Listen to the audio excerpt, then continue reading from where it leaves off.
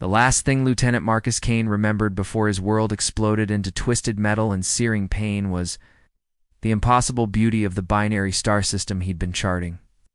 The routine reconnaissance mission had turned deadly in seconds. When his ship's navigation system failed, sending him tumbling through the atmosphere of an uncharted moon like a burning meteor.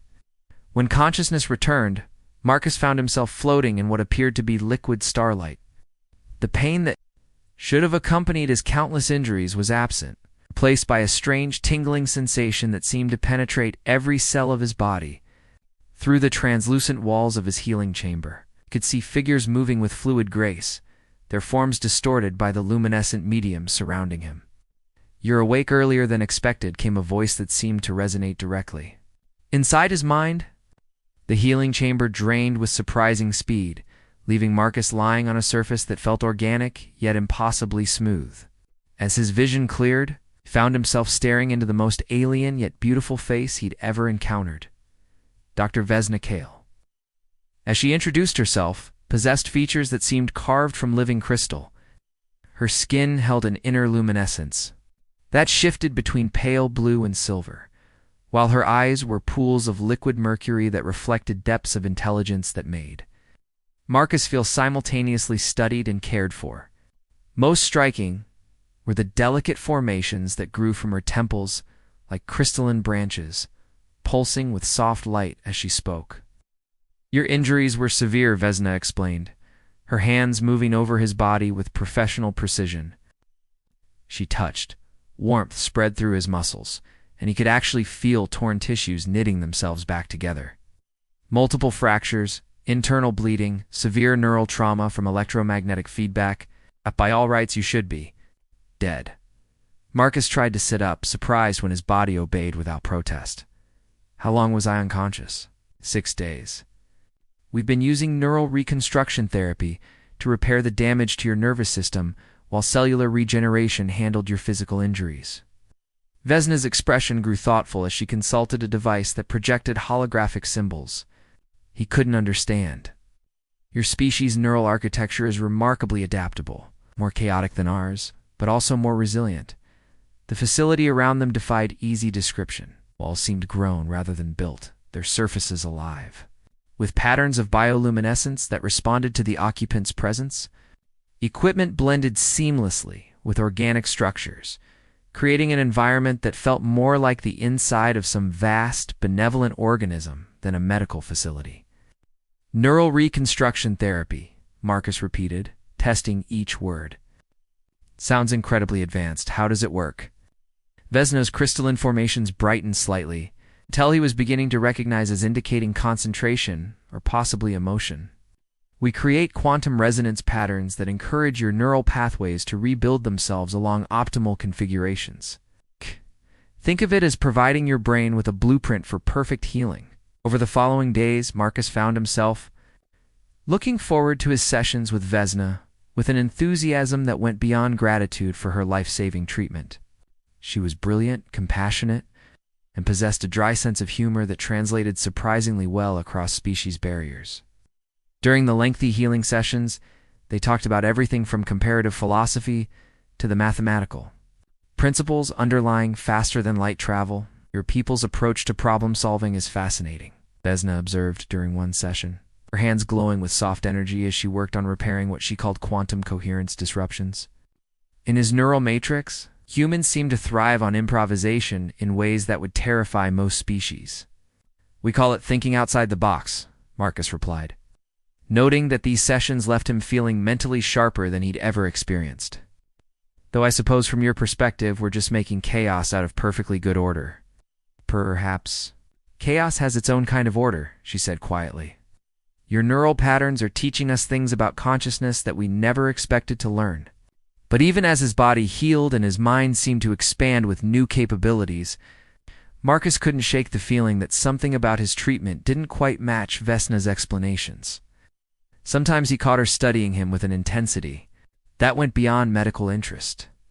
And occasionally, after particularly intensive sessions, he found himself forgetting small details about his life before the crash, as if some memories were fading while others became preternaturally clear.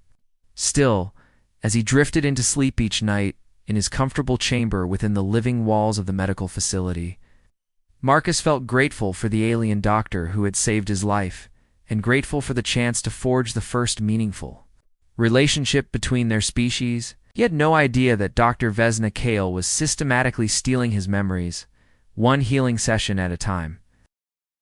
Dr. Vesna Kale descended through the hidden passages beneath the medical facility, crystalline formations dim with guilt.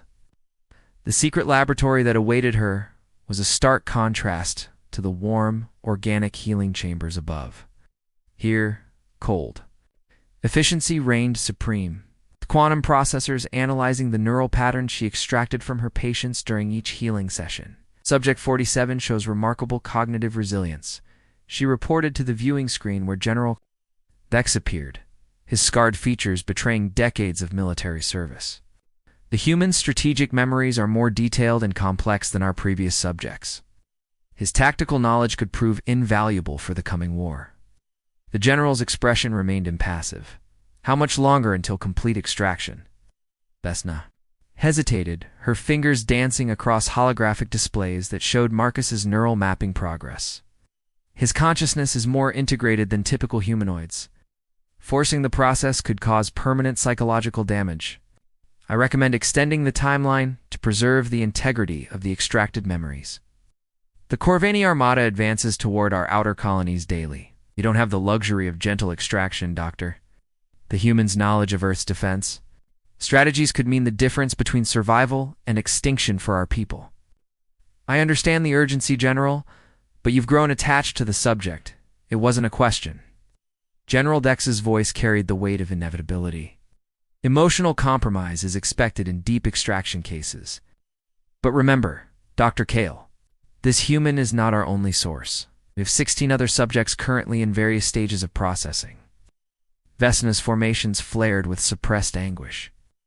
She had hoped Marcus might be different, that his unique neural architecture might justify a more humane approach. But the war machine demanded efficiency above all else. The subject trusts me completely. He believes he's receiving legitimate medical treatment. Trust is a tool, Doctor. Use it. After the transmission ended, Vesna stood alone among the quantum processors, watching as they decoded the memories she'd stolen from Marcus during their afternoon session. His recollections of classified military briefings played out in perfect detail, revealing defensive positions, strategic weaknesses, and tactical doctrines that her people desperately needed to counter the Corvani invasion. She watched a particularly vivid memory of Marcus discussing Earth's planetary shield configurations with his commanding officers. The information was exactly what General Dex required. But accessing it meant violating the trust of a man who had come to care for her as much as she had grown to care for him. "Forgive me, Marcus," she whispered to the empty laboratory as the quantum processors continued their relentless work. Each healing session had become an exercise in betrayal. Ow. She would place her hands on his body, channeled genuine healing energy through his damaged tissues, and simultaneously use that connection to map and copy his neural patterns. The process was seamless from his perspective.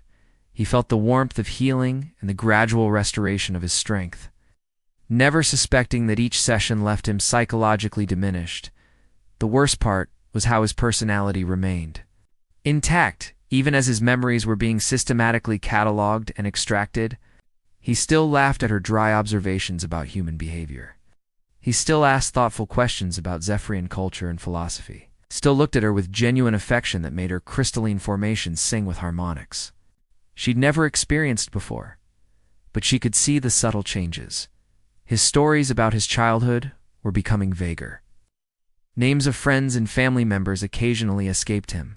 Strategic details from his military service, the very information her people needed, were the only memories that remained crystal clear, because she was actively reinforcing them during each extraction. "Tomorrow's session will focus on his tactical training memories," she noted in her research log, hating herself with each word. The subject's recall of asymmetric warfare principles could provide crucial insights for defending our outer rim. Colonies. As she prepared to return to the upper levels and face Marcus's trusting smile, Vesna made a promise to herself that she'd been making for weeks. Tomorrow, she would find a way to tell him the truth. Tomorrow, she would end this charade and accept whatever consequences followed. But as she sealed the laboratory and ascended through passages lined with other extraction chambers, containing subjects from different species at various stages of memory harvesting, Vesna knew that tomorrow would bring the same impossible choice between personal ethics and species survival. The war was coming, and Marcus Kane's memories might be the only thing standing between the Zephyrian people and annihilation. Technician Jorik Thane had always been invisible, and he preferred it that way. As a maintenance worker responsible for the facility's vast network of organic conduits and quantum processors, he could move through areas that even the medical staff rarely visited. It was this invisibility that led him to discover the truth about the healing facility's real purpose: the malfunction in Section 7's atmospheric recycling system should have been a routine repair. Jorik had crawled through the narrow maintenance passages hundreds of times, replacing worn components and adjusting environmental controls. But this time, a damaged sensor panel gave him an unobstructed view into Dr. Kale's private laboratory, a room that officially didn't exist.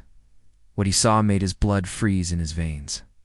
17 humanoid figures floated in containment tanks, their faces peaceful in artificial sleep.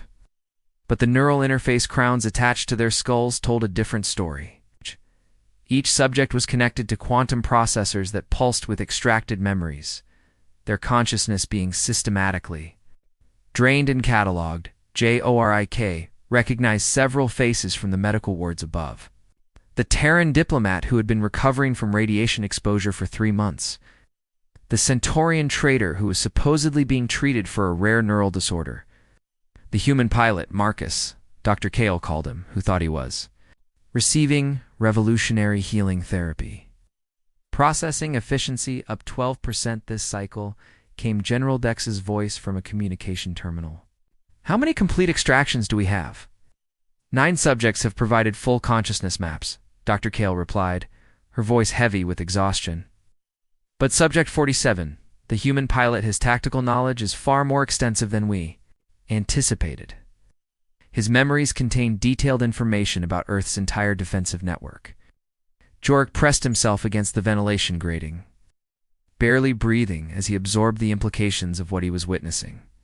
The facility wasn't just extracting memories, it was preparing for war against the very species it claimed to be healing. The Corvani fleet has accelerated their advance, General Vex continued. Intelligence suggests they'll reach our border colonies within 6 months. We need those human defensive strategies now. Forced extraction would destroy his personality. Matrix. The memories would be corrupted, useless for strategic planning. Then find a way to extract them cleanly. Dr. T ends the survival of our civilization may depend on what that human knows about Earth's weaknesses. As the conversation concluded, Jorik watched Dr. Kale sink into a chair, her crystalline formations dim with what he recognized as profound guilt. For a moment he felt sympathy for her impossible position. But that sympathy evaporated when he noticed the other tanks in the laboratory's depths. These subjects weren't sleeping. They were empty shells, their consciousness completely harvested, their bodies kept alive by artificial systems, while their minds had been reduced to archived data. The successful extractions General Vex had mentioned weren't patients who had recovered, they were people who had been psychologically murdered. Jorik's hands trembled as he activated his personal recording device, capturing everything he could see of the secret laboratory. The evidence was overwhelming, but he faced an impossible decision. Exposing the consciousness extraction program would save the remaining subjects, including Marcus, but it would also cripple his people's ability to defend against the coming Corvane invasion. He had grown up hearing stories of Corvani brutality, of worlds stripped bare and populations enslaved. If the war came and the Zephyrians were unprepared, millions of his people would suffer the same fate as these 17 subjects, except their deaths would be physical as well as psychological. What am I supposed to do? He whispered to himself. Staring at Marcus's peaceful face in the containment tank, The human had no idea that his trust in Dr. Kale was being systematically betrayed, that each healing session brought him closer to complete personality dissolution. Jorik thought about his own family, his mate Nira, and their young offspring who lived in the outer colonies, directly in the path of the advancing Corvani fleet. If Marcus's stolen memories could save them, wasn't that worth the price of one human's consciousness?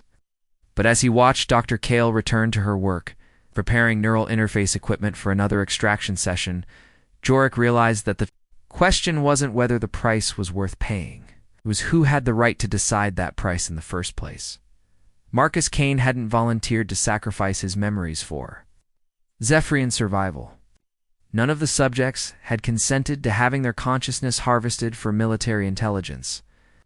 They were victims of a war they didn't even know was being fought. As he carefully sealed the maintenance panel and began planning his next move, Jorik made a decision that would change everything.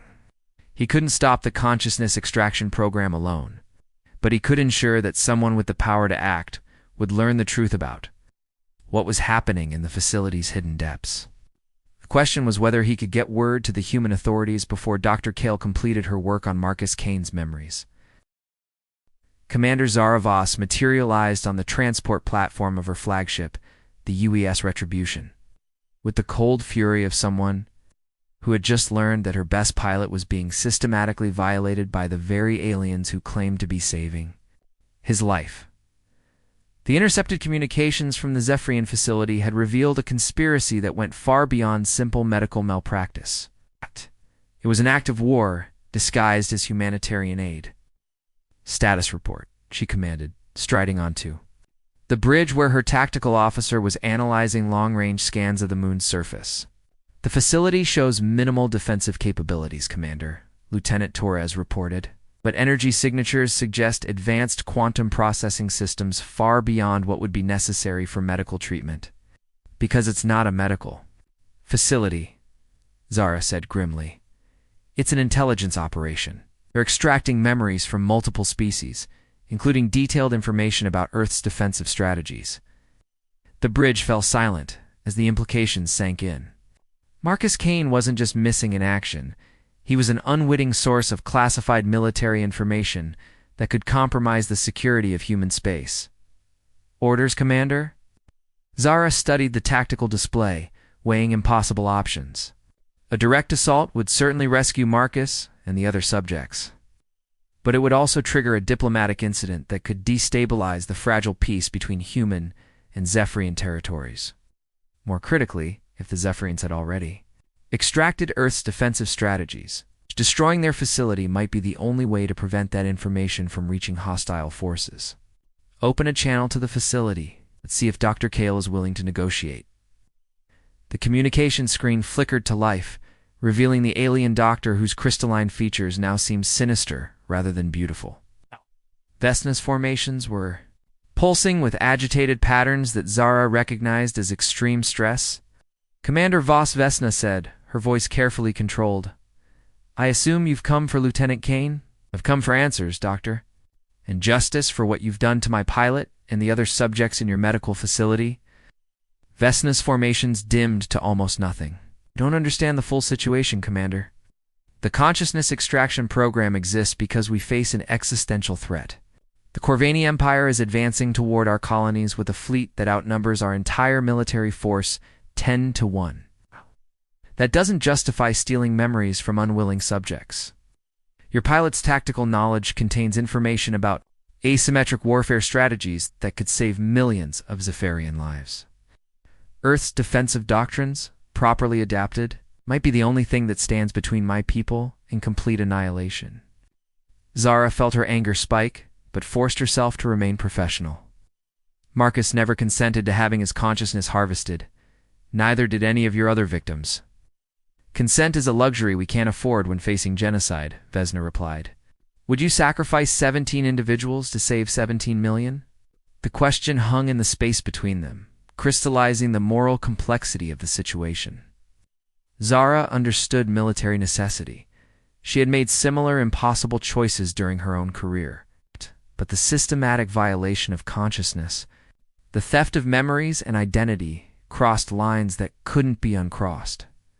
"What's the status of the extraction process?" she asked. Vesna hesitated before answering. Lieutenant Kane's neural patterns are approximately 70% mapped. His tactical memories are intact, but forcing completion of the process would likely result in severe personality fragmentation, so you can reverse what you've done. Theoretically, yes. But returning his extracted memories would eliminate our ability to use his tactical knowledge for planetary defense. Zara studied the alien doctor's face, noting the genuine anguish in her expression. This wasn't a monster who enjoyed violating consciousness. It was a desperate person trying to save her species. Through morally reprehensible means, there's another option, Zara said carefully. Air the intelligence about this Corvani threat. If they represent a genuine danger to both our species, perhaps we can find a solution that doesn't require stealing memories from unwilling subjects. The Corvani expansion threatens human space as much as ours, Vesna admitted. But your government's response to our warnings has been ... insufficient, because you've been secretly harvesting memories from our citizens instead of engaging in honest diplomacy. For a long moment, the two women stared at each other across the communication link, each representing species whose survival might depend on the outcome of their conversation. "I'll propose an exchange," Zara finally said. "Turn Marcus and the other subjects with their memories intact and provide us with full intelligence on the Corvani threat. In return, Earth will consider a formal military alliance to address this mutual enemy." Vesna's formations brightened slightly with what might have been hope. "And if your government refuses the alliance, then you'll face the Corvani with whatever advantages you can develop through legitimate means. But you won't do it by violating the consciousness of innocent people." As the communication ended and Zara prepared her strike team for deployment to the facility's surface, she realized that this confrontation would determine more than just Marcus Kane's fate. The choices made in the next few hours would either forge a new alliance between species or ensure that both humans and Zephyr would face their common enemy divided and vulnerable. Marcus Kane floated in the space between consciousness and oblivion, his mind a fractured mosaic of memories both familiar and foreign. He remembered his childhood on Earth's agricultural colonies, but the details felt distant, as if viewed through clouded glass. He remembered classified briefings about defensive strategies, but these memories burned with artificial clarity that made them feel more real than his own identity. When awareness fully returned, he found himself in a sterile medical bay aboard the UES Retribution, with Commander Voss standing over him like an avenging angel. Her expression combined relief with barely controlled rage.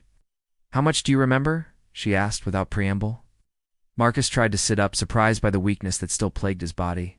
Fragments, the crash, the facility, Dr. Kale, ... He paused, struggling with memories that seemed to slip away like water through his fingers. She was stealing my memories, wasn't she? The healing sessions were actually extraction procedures. 70% of your consciousness was mapped and copied, Zara confirmed.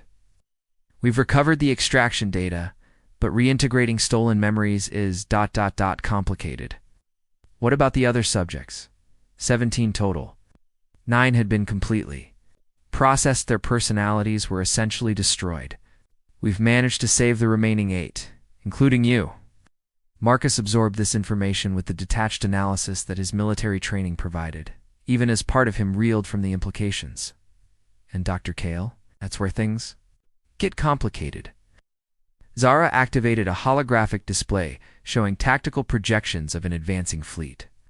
The Corvani Empire is real, Marcus. They're 6 weeks out from Zephyrian space, and their intentions are definitely hostile. Intelligence suggests they've been expanding aggressively for decades, enslaving or eliminating every species they encounter. So Vesna was telling the truth about the existential threat. It appears so, which leaves us with an impossible choice. The Zephyrians need our tactical knowledge to survive, but they obtained it by violating your consciousness without consent. Marcus stared at the tactical display, his fragmented memories providing insights into defensive strategies that could make the difference between survival and extinction for millions of beings. The bitter irony wasn't lost on him. The very memories Vesna had stolen were now the key to saving both their species. I want to speak with her, Marcus. I don't think she saved my life, Zara. Yes, she violated my trust and stole my memories, but she also pulled me from a crashed ship and kept me alive for months. And she's facing a choice between genocide and moral compromise. The meeting took place in the Retribution's secure conference room, both human and Zephyrian representatives present. When Vesna entered, her crystalline formations were dim with shame, but she met Marcus's eyes without flinching. "I'm sorry," she said simply. "For the deception, for the violation, for everything. There's no justification for what I did to you and the others." "But you'd do it again," Marcus said. It wasn't a question. Vesna's formations flickered with pain. "It meant saving my people from extinction?" "Yes, I would make the same choice, even knowing the cost." Marcus studied her face, seeing not the compassionate healer who had earned his trust, but a desperate person trapped by impossible circumstances. The extracted memories, can you use them effectively? Your tactical knowledge, properly adapted, could provide defensive strategies that might give us a fighting chance against the Corvani fleet. And if I were to provide that information willingly, as part of a formal military alliance between our species? The room fell silent as everyone absorbed the implications of Marcus's offer. Commander Voss looked stunned, while the Zephyrian representative's formations brightened with sudden hope. "You would do that?" Vesna asked. "After what I did to you?" Marcus was quiet for a long moment, struggling with fragments of identity that might never fully coalesce again. The person I was before the extraction might have demanded justice, might have wanted revenge, but the person I am now. I remember enough to know that some fights are bigger than personal grievances. "Marcus," Commander Voss warned, "you're not thinking clearly. The extraction damaged your judgment capabilities. Maybe having your consciousness partially disassembled gives you a different perspective on what really matters." Marcus turned back to Vesna. "I'll provide the tactical knowledge you need, but on 3 conditions. First, you release all remaining subjects and return their extracted memories. Second, this alliance includes full disclosure about future threats to either species. Third, you develop ethical protocols for consciousness research that prevent this kind of violation from ever happening again." Vesna's formations sang with harmonics of gratitude and grief. "Agreed. Though I know I can never truly make amends for what I took from you." "You can't give me back my complete identity," Marcus acknowledged. "But you can ensure that no one else pays the price for species survival that I've paid." As the formal alliance documents were prepared and the tactical briefings began, Marcus realized that his fractured memories had given him an unexpected gift: the ability to see beyond personal trauma to larger purposes. He might never fully recover from Vesna's betrayal, but he could ensure that their shared sacrifice served something greater than revenge or survival. The Corvani fleet was still approaching, and the real war was just beginning. But for the first time since species had begun exploring the stars, they would face it united by truth rather than divided by the secrets that nearly destroyed them both. In the end, Marcus thought, perhaps that was worth the price of a few stolen memories.